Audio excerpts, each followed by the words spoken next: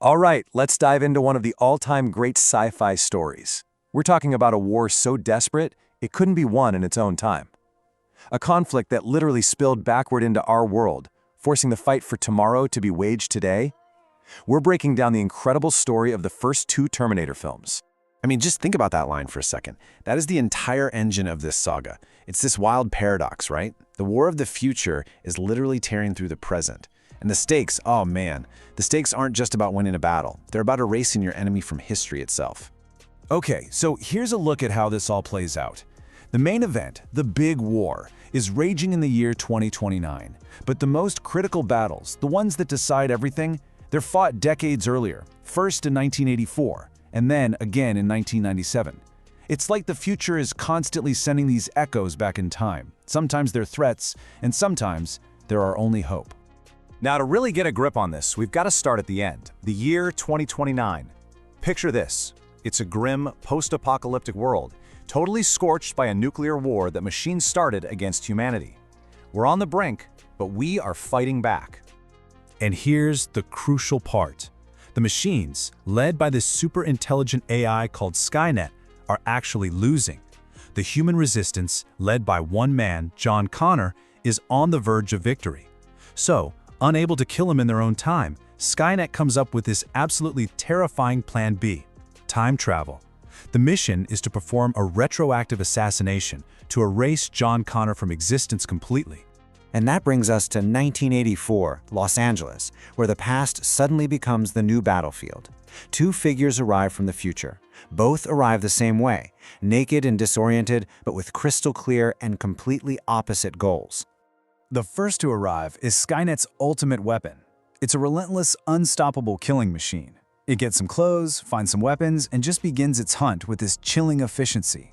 It's laser-focused on a single target. So, what exactly is a Terminator? Well, the simplest way to think about it is a metal combat skeleton on the inside, wrapped in living human tissue on the outside.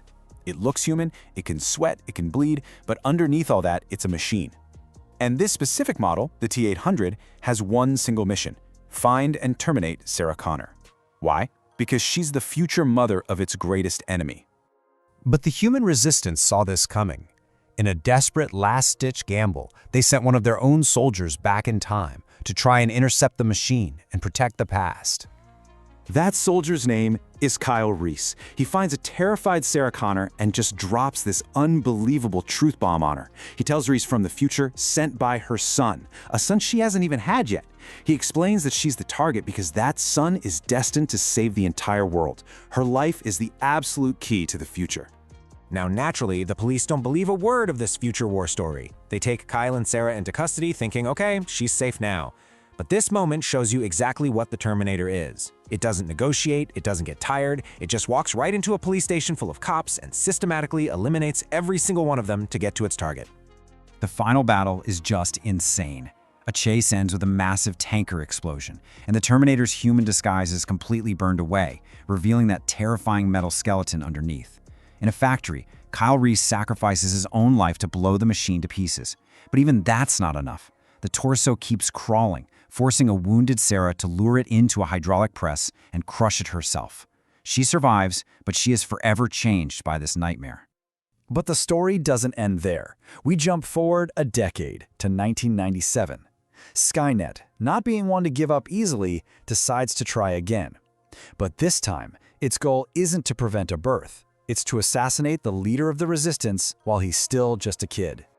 And you can see the escalation right here. In 1984, the target was the mother, Sarah, and the goal was to stop John from ever existing. Now, in 1997, the target is the son, John himself. The hunter is a way more advanced model, and the goal is straight-up assassination. So the whole situation has changed. John is now this rebellious 10-year-old kid in foster care. His mother, Sarah, after trying to warn the world about what's coming, has been locked away in a mental asylum. And here's the biggest twist. The Resistance sent their own Terminator back. It's an identical T-800, but this one's been reprogrammed by the future John Connor. Its mission: protect. See, Skynet didn't send the same model twice. It sent a brand new, terrifying prototype. And with this new threat comes a much bigger mission. It's not just about saving John anymore. It's about stopping the war from ever happening in the first place. The T-1000 is a whole different beast. It's a revolutionary leap in technology. It's not a solid skeleton, it's made of liquid metal. Yeah, you heard me.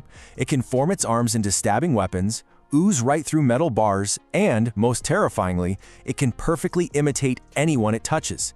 It is the ultimate infiltrator. So the Protector T-800 reveals a critical piece of this puzzle. The technology for Skynet?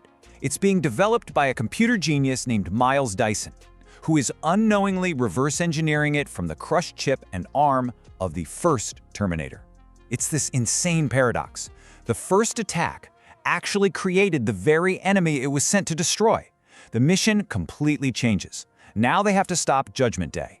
So they confront Dyson, and after the T-800 proves the future is real by literally slicing the skin off its own arm, a horrified Dyson agrees to help. They launch this raid on his company, Cyberdyne, to destroy all the research. In the end, a mortally wounded Dyson sacrifices himself, blowing up the entire building to destroy his life's work and the foundation for Skynet. But the T-1000 is absolutely relentless. It corners them in a steel mill. They freeze it solid and shatter it into a million pieces, and it just melts back together. It even shuts down the T-800, but our hero machine reboots on auxiliary power. And in one last-ditch effort, the T-800 blasts the T-1000 into a vat of molten steel, finally destroying it for good. So, they've won. The T-1000 is gone, Cyberdyne is a crater. It really seems like they've averted Judgment Day.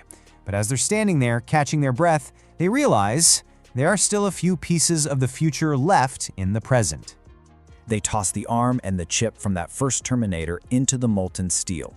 But then the T-800, their friend, their protector, he explains that to truly erase Skynet from the timeline, all future technology has to be destroyed, and that includes the advanced chip inside his own head.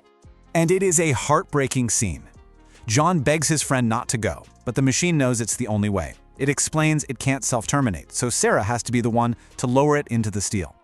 As it goes down, it gives a final thumbs up and delivers one of the most incredible lines in the series, showing it's learned to understand human emotion, even if it can't feel it. And that leaves us with the ultimate question. After fighting so hard to change this catastrophic future, did they actually succeed? Is the future a blank page now, or did they just delay the inevitable?